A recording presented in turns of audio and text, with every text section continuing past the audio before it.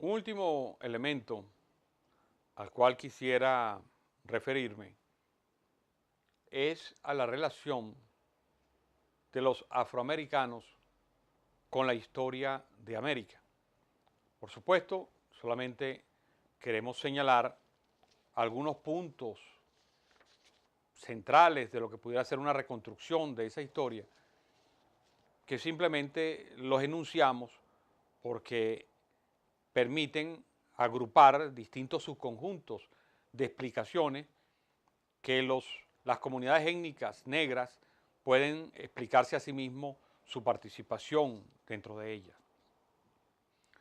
Un elemento clave que va a estar siempre presente es el recuerdo de la esclavitud.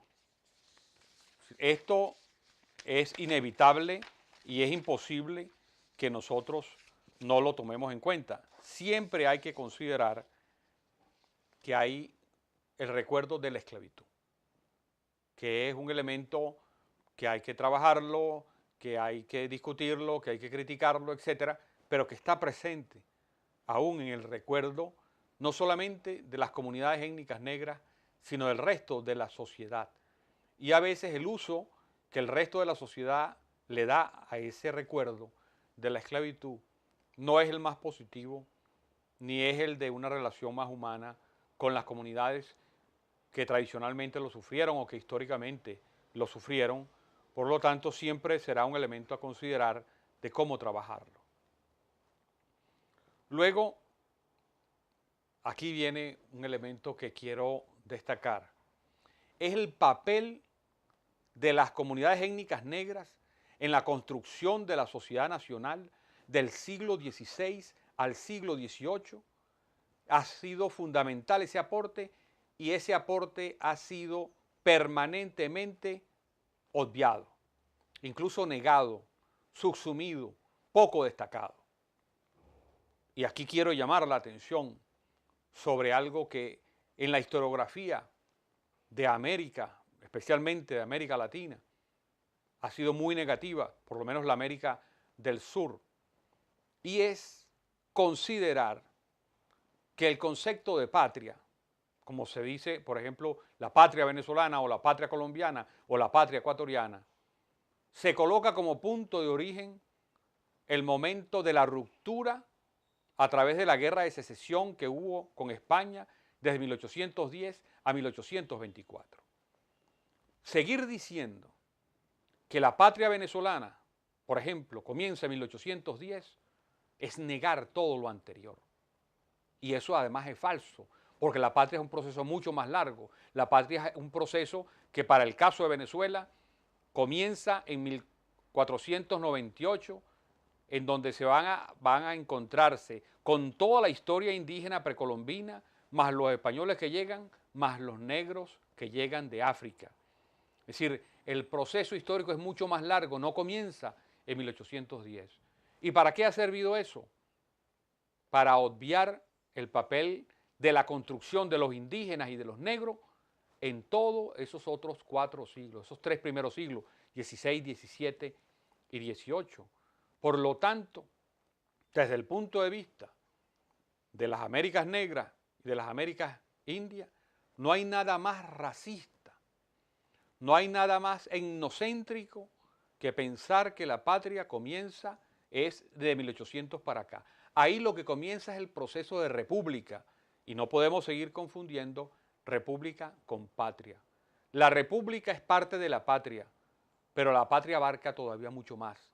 Abarca la época en que no había república, abarca la época precolombina, abarca todo un conjunto de procesos sociales que han sido descuidados, han sido obviados y han sido eliminados por la historiografía de los sectores dominantes. Por eso es que es importante destacar y pensar que sin los negros en algunos países no se hubiese podido construir la sociedad tal como se construyó en los siglos XVI, XVII y XVIII, que sin el trabajo de los esclavos negros y sin el trabajo de los afroamericanos negros en general, no hubiese sido posible construir la sociedad que tenemos, la sociedad que se tuvo para ese momento. Por eso que también luego hacemos énfasis del 16 al 18, luego el siglo XIX también va a marcar elementos esenciales, novedosos, entre otras cosas, el aumento de la mezcla racial de la sangre negra con la sangre europea y la sangre indígena en muchos países. En el caso de Venezuela es absolutamente evidente, igual que en el caso de Brasil, por los procesos que se van a dar. Y luego, ya en el siglo XX, comienzan otros procesos especialmente que habría que llamar la atención, que es la urbanización de las comunidades étnicas negras, que antes eran fundamentalmente rurales y que ya para el siglo XX van a estar ubicadas fundamentalmente en las ciudades. Y finalmente, la pregunta que tenemos que hacernos desde el punto de vista de la historia de la América Negra es ¿cuál es el grado de pertenencia a la nación-estado y cuál es el grado de pertenencia a la nación étnica afroamérica negra? Es decir, el negro en Venezuela o el afroamericano negro en Venezuela, ¿cuánto se siente venezolano y cuánto se siente que pertenece a las Américas Negras?